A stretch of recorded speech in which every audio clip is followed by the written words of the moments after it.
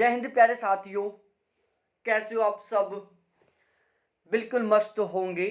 आपने लाइफ में बहुत सारी बार ट्रेन में सफ़र किया होगा और जब जब आपने ट्रेन में सफ़र किया होगा तब तब आपने ज़रूर सोचा होगा कि यार ये जो ट्रेन को चला रहा है इसका जो ड्राइवर है उसको क्या कहते हैं।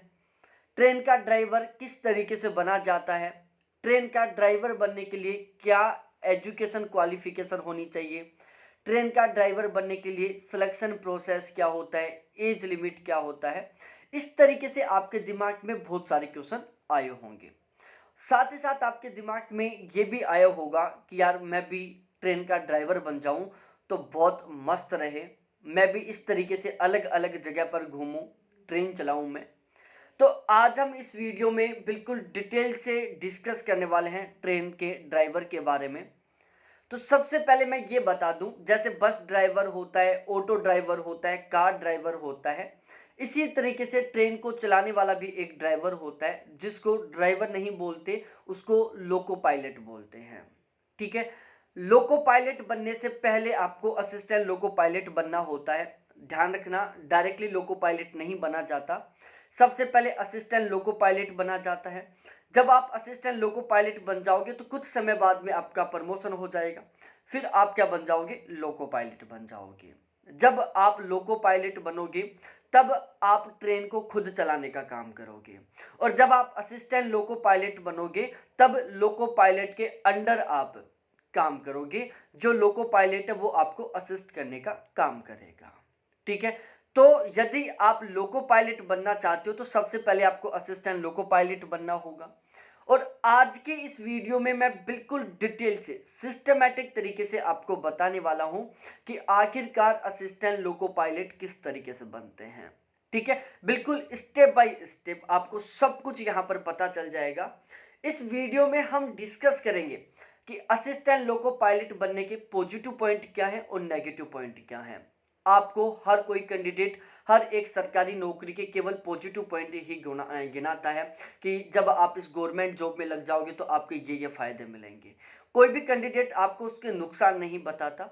ठीक है, कोई भी ऐसी जॉब नहीं है जिसके कोई नुकसान नहीं होते हो, जिसके कोई नेगेटिव पॉइंट नहीं होते हो। हर एक जॉब के पॉजिटिव पॉइंट भी होते हैं, नेगेटिव पॉइंट भी होते हैं, लेकिन हर कोई केवल और केवल पॉजिटिव पॉइंट ही काउंट करवाता है, नेगेटिव पॉइंट नहीं बताता। लेकिन आज हम इस वीडियो में जो असिस्टेंट लोको पायलट है इसके पॉजिटिव पॉइंट और नेगेटिव पॉइंट इन दोनों के बारे में भी बिल्कुल कंपेयर करते हुए आपस में डिस्कस करेंगे। तो अब हम अपने इस वीडियो की शुरुआत करते हैं। सबसे पहले असिस्टेंट लोको पायलट बनने की शुरुआत होती है एक नोटिफिकेशन के द्वारा। रेलवे के द्वारा नोटिफिकेशन जारी किया जाता है और उसमें मेंशन किया जाता है कि भाई असिस्टेंट लोको पायलट की वैकेंसियां निकल चुकी हैं। ठीक है, जैसे असिस्टेंट पायलट की वैकेंसियां निकली, तुरंत आपके दिमाग में आया कि यार वैकेंसियां तो निकल चुकी हैं, अब हमें फॉर्म भरना चाहिए। अब फॉर्म भरने का जब आपके दिमाग में प्लान आता है उसी टाइम आपके दिमाग में क्वेश्चन आता है कि असिस्टेंट लोको पायलट के लिए कौन कौन कैंडिडेट फॉर्म फिलअप कर सकता है, इसके लिए एज लिमिट का क्राइटेरिया क्या होता है। तो असिस्टेंट लोको पायलट के लिए कौन कौन कैंडिडेट फॉर्म फिलअप कर सकता है, इसके लिए एजुकेशनल क्वालिफिकेशन क्या होनी चाहिए, इसके ऊपर हम सबसे पहले डिस्कस कर लेते हैं। असिस्टेंट लोको पायलट के लिए यहां पर हम तीन तरीके से क्वालिफिकेशन को मेंशन कर रहे हैं। ठीक है, आपने यदि 10th पास कर रखी है प्लस में आपने आईटीआई कर रखी है। ठीक है, आईटीआई चाहे आपने किसी भी ट्रेड से की हो तो आप यहां पर एलिजिबल हैं। दूसरी कंडीशन, आपने 10th पास कर लिया है और आपके पास एक डिप्लोमा है तो भी आप यहां पर बिल्कुल 100% एलिजिबल है। आपका जो डिप्लोमा है वो टेक्निकल से रिलेटेड होना चाहिए। ठीक है, इसके अलावा आपने यदि बीटेक कर रखा है, बीई कर रखा है, तो भी आप यहां पर एलिजिबल हैं। तो यदि आपके पास इन तीनों में से कोई सा भी एक सर्टिफिकेट है, चाहे आपके पास 10th प्लस आईटीआई का है, चाहे आपके पास 10th प्लस डिप्लोमा का है, या फिर आपके पास बीई या बीटेक का है, तो आप यहां पर एलिजिबल हैं। यदि आपने केवल बीए कर रखा है, बीएससी कर रखा है, एमए कर रखा है, एमएससी कर रखा है, एमकॉम कर रखा है, बीकॉम कर रखा है, या आपने केवल 12th पास कर रखा है, तो ध्यान रखना आप यहां पर एलिजिबल नहीं हैं। ठीक है, तो असिस्टेंट लोको पायलट बनने के लिए जो एजुकेशनल क्वालिफिकेशन है वो ये होनी चाहिए आपके पास। अब आपके पास ये वाली क्वालिफिकेशन है कि आपने 10th कर रखी है, प्लस में आपके पास आईटीआई का डिप्लोमा है या डिग्री है या सर्टिफिकेट है। आपने 10th पास कर रखी है, आपके पास कोई डिप्लोमा है या आपने बीटेक या बीई कर रखी है, ठीक है। आपको पता चला कि यार हम यहाँ पर एलिजिबल हैं। अब आप एज मेंशन के ऊपर जाओगे कि यहाँ पर एज लिमिट का क्राइटेरिया क्या है।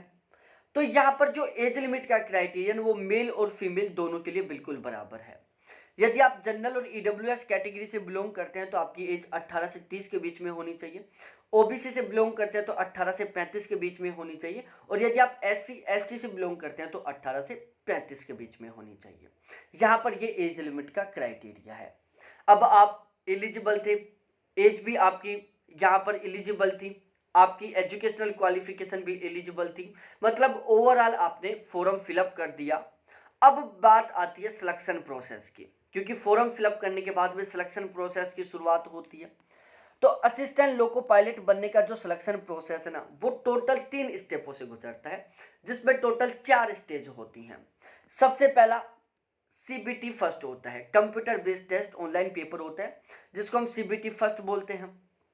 जब आप सीबीटी फर्स्ट को पास कर लोगे उसके बाद आपको सीबीटी सेकंड के फेज से गुजरना होगा।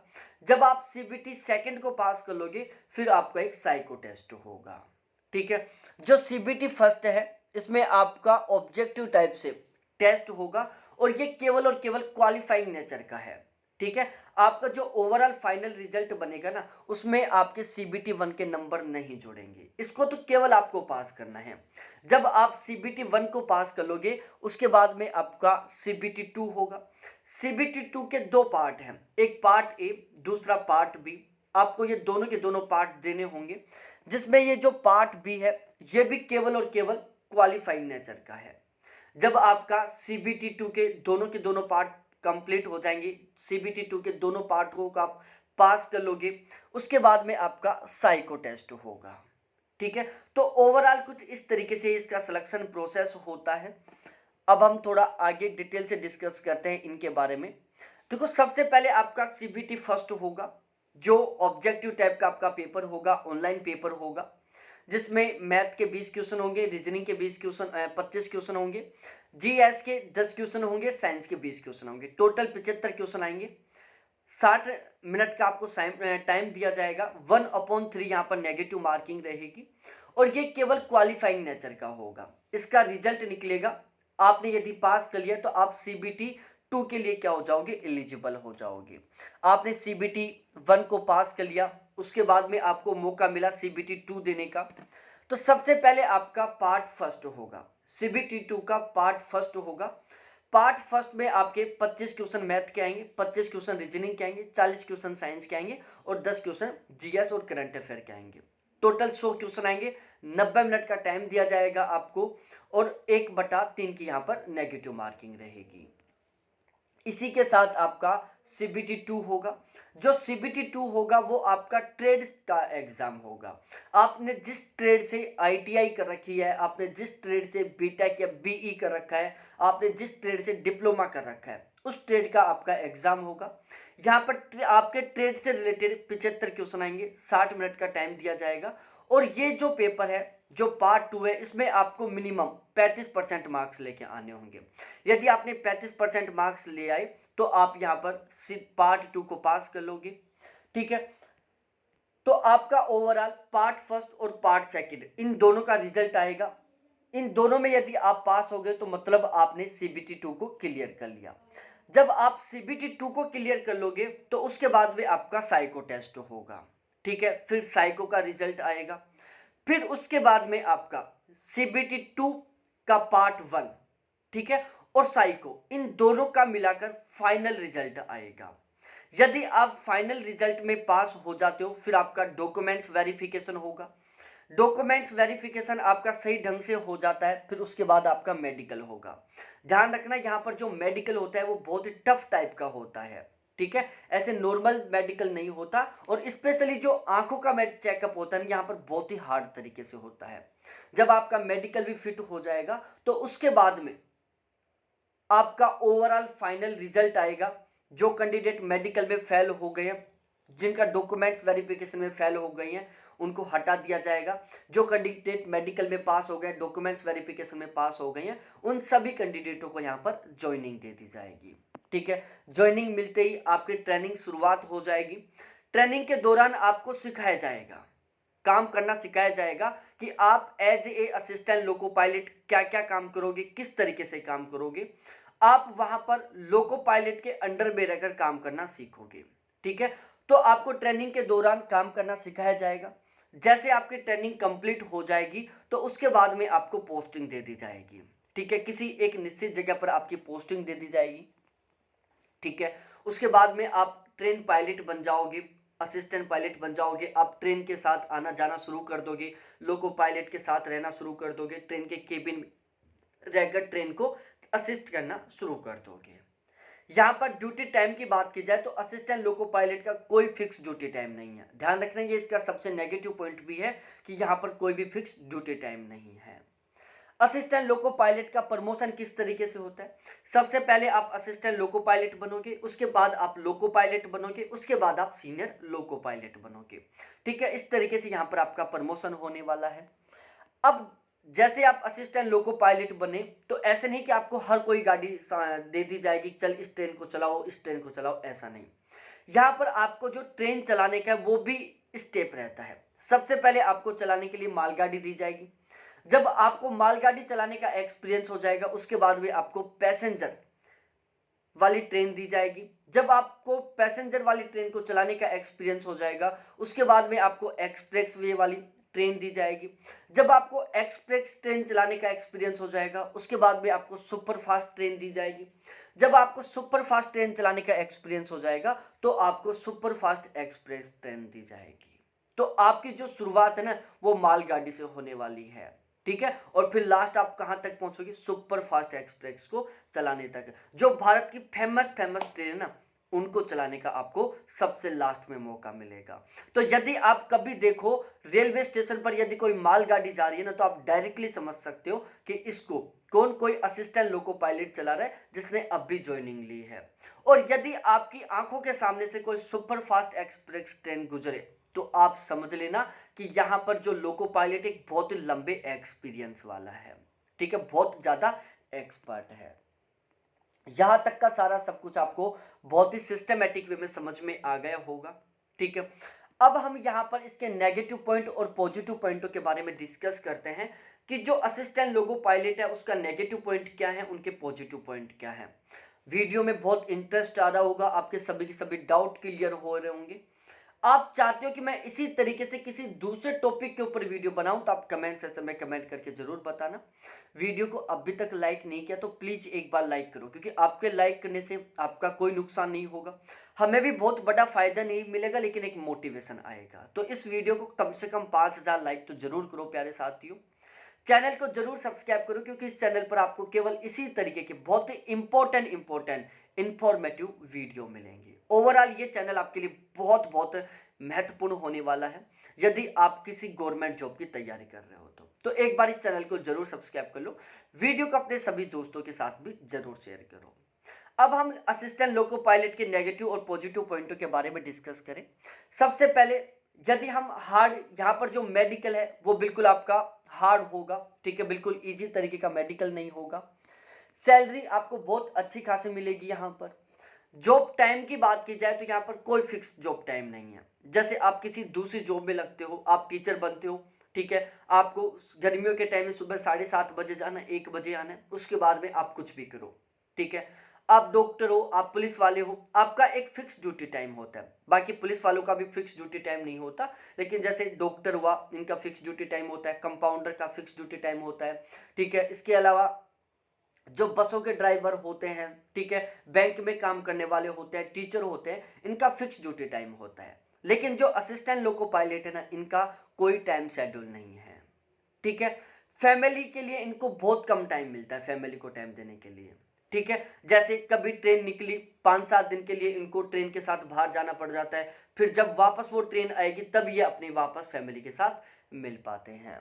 ध्यान रखना, परमानेंट जॉब में मैंने यहाँ पर नो लिखा है। अब आपके दिमाग में आया होगा कि सर असिस्टेंट लोको पायलट बन गए, एग्जाम देकर बने, फिर भी परमानेंट गवर्नमेंट जॉब में आपने नो क्यों लिखा? देखो इसके पीछे रीजन क्या है। आपने सपोज दैट टीचर हो, आपने बाई चांस कोई गलती कर दी। पहली बात तो टीचर होकर आप गलती क्या करोगे? यदि आपने कोई छोटी मोटी गलती भी कर दी तो आपकी जॉब को कोई खतरा नहीं है, ठीक है। लेकिन यदि आप असिस्टेंट लोको पायलट हो और यदि आपने कोई गड़बड़ कर दी तो आपकी जॉब बिल्कुल 100% जा सकती है, ठीक है। तो यहां पर आपको पूरे डेडिकेशन के साथ, बहुत ही सावधानी के साथ ड्यूटी करनी होगी, ठीक है। पूरे माइंड को लगाकर ड्यूटी करनी होगी। टाइम फॉर प्रिपरेशन, यदि आप किसी दूसरे एग्जाम की तैयारी करना चाहते हो साथ के साथ, तो आपको उसके लिए बिल्कुल भी टाइम नहीं मिलेगा यहां पर। इसके अलावा ये फील्ड जॉब है, आप ऐसी जॉब चाहते हो जिसमें आप केवल ऑफिस में बैठकर काम करना पसंद करते हो, तो ये उस टाइप की जॉब नहीं है। ये एक फील्ड वर्क टाइप की जॉब है जिसमें आपको ट्रेन के साथ जाना पड़ेगा। सपोज दैट कोई ट्रेन जयपुर से मुंबई जा रही है तो आपको उसको लेकर जाना पड़ेगा, तो आपको जयपुर से मुंबई जाना पड़ेगा, फिर मुंबई से वापस जयपुर आना पड़ेगा। तो इस तरीके से फील्ड जॉब है। पैसा बहुत अच्छा खासा मिलता है, सैलरी बहुत ही अच्छी खासी मिलती है, लेकिन इसमें आराम नहीं मिलता। इसका कोई टाइम शेड्यूल नहीं है। बहुत सारी बीमारी हो जाती है। बीमारी क्यों हो जाती है? क्योंकि ना तो आपका खाने का कुछ टाइम फिक्स है, ना आपका सोने का टाइम फिक्स है, ना आपका उठने का टाइम फिक्स है। तो ओवरऑल आपका जो हेल्थ साइकिल है वो क्या हो जाएगा? डिस्टर्ब हो जाएगा, जिसकी वजह से आपको बहुत सारी बीमारियां हो सकती हैं, ठीक है। आप अलग अलग इन्वायरमेंट से गुजरोगे। सपोज दैट कोई ट्रेन है जो जम्मू कश्मीर से कन्याकुमारी तक जा रही है, ठीक है। तो वो जम्मू कश्मीर में चलेगी तब ठंडा इलाका है, फिर वो राजस्थान के एरिया से गुजरेगी तो यहाँ पर गर्म इलाका है, फिर वो साउथ की ओर जाएगी तो वहां पर नमी वाला इलाका है। जब साउथ से आएगी तो भी फिर इसी तरीके से क्लाइमेट चेंज होती रहेगी, ठीक है। कहीं पर बारिश हो रही है, कहीं पर तेज धूप पड़ रही है, कहीं पर ठंड पड़ रही है, कहीं पर गर्मी पड़ रही है। इस तरीके से अलग अलग जलवायु वाले क्षेत्रों से आपको गुजरना पड़ेगा, जिसकी वजह से आपकी हेल्थ खराब होने के, बीमारियां होने के पूरे पूरे चांस रहेंगे, ठीक है। त्योहारों के दिन आपको अधिकतर टाइम नौकरी ही करनी पड़ेगी। आपने बहुत सारी बार न्यूज़पेपर में पढ़ा होगा, जैसे ही दीपावली का त्योहार आता है उससे पहले आपने अखबार में पढ़ा होगा कि 5 ट्रेनों को बढ़ा दिया गया है। कोई बड़ा मेला आता है उससे पहले भी आपने अखबार में पढ़ा होगा कि 5 और नई ट्रेन जोड़ दी गई हैं। तो जो इंसान होता है वो चाहता है कि कोई भी जो त्योहार है वो अपनी फैमिली के साथ सेलिब्रेट करे। लेकिन यदि आप असिस्टेंट लोको पायलट बन जाते हो तो शायद ही आप कोई फेस्टिवल अपनी फैमिली के साथ सेलिब्रेट कर पाओगे, क्योंकि उस टाइम आपको बहुत ही ज़्यादा वर्कलोड के साथ काम करना पड़ेगा। क्योंकि जो बाकी के कैंडिडेट हैं वो अपने घर से ऑफिस के लिए जाएंगे, या जैसे अपने कहीं पर वो जो बाहर जॉब करते हैं तो वो अपने घर पर जाएंगे, कोई कहाँ से कहाँ जाएगा, कोई कहाँ से कहाँ जाएगा। तो जब कोई भी फेस्टिवल होता है ना, तो उस टाइम पैसेंजरों का क्या होता है? ज़्यादा आदान प्रदान होता है। पैसेंजर एक जगह से दूसरी जगह पर ज़्यादा आते जाते हैं। और वो किस पे सफ़र करता है? ट्रेन में सफ़र करता है। ट्रेन को चलाने का काम कौन करेगा? आप खुद करोगे। तो एक साइड दीपावली पूजन होता रहेगा, दूसरी साइड आप ट्रेन चलाते रहेंगे। तो ओवरऑल यदि आप फेस्टिवलों को अपनी फैमिली के साथ सेलिब्रेट करना चाहते हो तो ये आपके लिए एक बहुत बेस्ट जॉब नहीं है। शायद ही कोई फेस्टिवल होगा जिसको आप अपनी फैमिली के साथ सेलिब्रेट कर पाओगे। कभी कभी आपको 10-12 घंटे की ड्यूटी भी करनी पड़ जाएगी, कभी कभी आपको 14 से 16 घंटे की भी ड्यूटी करनी पड़ जाएगी। कई बार ड्यूटी जाने के बाद 3 दिन में वापस आपको जाना पड़ेगा। घर पर जो 16 घंटे का आराम मिलेगा वो सोते ही निकल जाएंगे। जैसे आप 3 दिन के लिए, सपोज दैट कोई ट्रेन जयपुर से चली, आप जयपुर से ट्रेन को लेकर चले, ट्रेन दिल्ली पहुंची, दिल्ली से वापस आई, इसमें टोटल 3 दिन का समय लग गया। मैं एक एग्जाम्पल ले रहा हूँ, ठीक है। उसके बाद में जैसे आप जयपुर आए, अपने घर पर जाओगे, 2-4-5 घंटे आप जाते सो जाओगे, बाकी का टाइम आप अपनी फैमिली के साथ स्पेंड करोगे, फिर ट्रेन को लेकर आप निकल जाओगे, फिर 3-4 दिन बाद में आओगे। तो इस तरीके से आप अपनी फैमिली को प्रॉपर वे में टाइम नहीं दे पाओगे। तो ये इसके कुछ नेगेटिव पॉइंट है। पॉजिटिव पॉइंट ये है कि यहाँ पर आपको बहुत ही अच्छी खासी सैलरी मिलने वाली, बहुत ही अच्छे खासे तरीके से आपको यहाँ पर प्रमोशन होगा। अब हम यहाँ पर डिस्कस करते हैं असिस्टेंट लोको पायलट की सैलरी के बारे में। तो यदि आप असिस्टेंट लोको पायलट बनते हो तो आपकी पहले महीने की मिनिमम सैलरी रहने वाली है 40,000 रुपए। मिनिमम सैलरी 40,000 रुपए। आप जितनी ज्यादा ट्रेन चलाओगे, आप जितना ज्यादा काम करोगे ना, आपको उतनी ही ज्यादा सैलरी मिलेगी। ये असिस्टेंट लोको पायलट का एक सबसे प्लस पॉइंट है कि यहाँ पर आप जितना ज्यादा काम करोगे आपकी सैलरी उतनी ही ज्यादा रहने वाली है। तो इस तरीके से ये एक वीडियो था जिसमें आपके असिस्टेंट लोको पायलट को लेकर सभी के सभी डाउट क्लियर हो गए होंगे। यदि अभी भी कोई डाउट बचा हुआ है तो आप जरूर कमेंट सेक्शन में कमेंट करके बताओ। वीडियो अच्छा लगा हो तो एक बार लाइक करो, अपने दोस्तों के साथ शेयर करो और हाँ, चैनल को जरूर सब्सक्राइब करो। बहुत बहुत धन्यवाद आप सभी साथियों को देखने के लिए। थैंक्स बाय मेरे प्यारे साथियों। फिर मिलते हैं हम इसी तरीके से कुछ दूसरे इंफॉर्मेटिव बहुत ही महत्वपूर्ण वीडियो के साथ।